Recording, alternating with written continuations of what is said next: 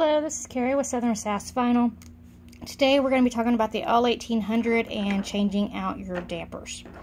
Okay, so I have my new damper right here, and if you look at the bottom you'll see that it's sealed. Okay, the fastest way and the safest way to break that seal is just going to be pop it right into your print carriage, push it down, and then pull it right back out. Okay, and so that makes the hole perfect through the little plastic piece that's over it. All right. Okay, so today we're replacing the yellow damper.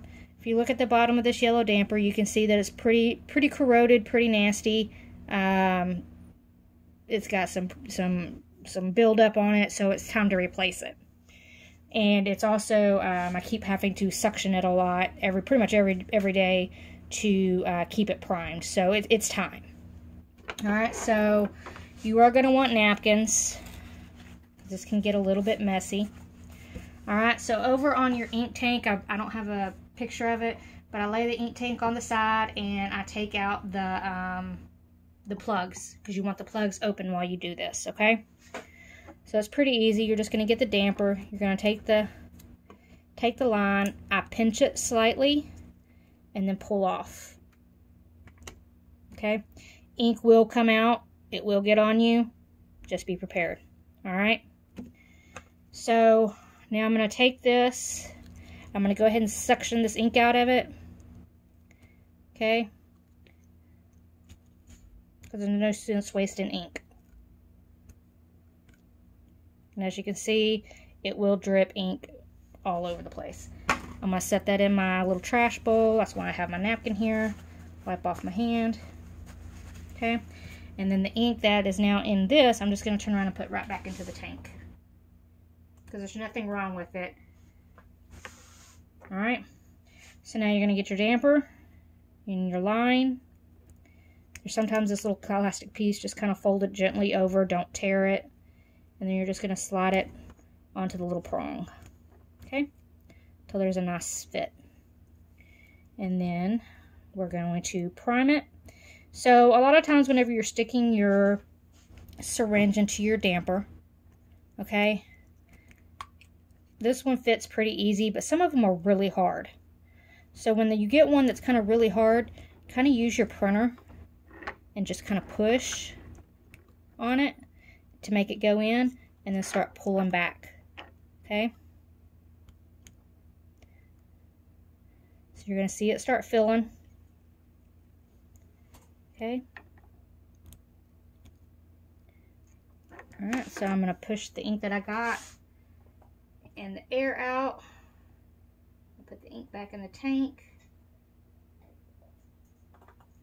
Okay. Then we're going to come back and we're going to get that air bubble out. So you're going to flip it up. It's a little bit hard to do this on camera. You're going to flip it all the way up. You're going to tilt your damper till that air bubble is right underneath the channel. Okay, and you're going to pull back. So sometimes you'll get a damper where it's not nice and pretty like this one, and it's not going to make it easy on you. When you do that, when you start pulling back, okay, you're going to hold it, pull it back,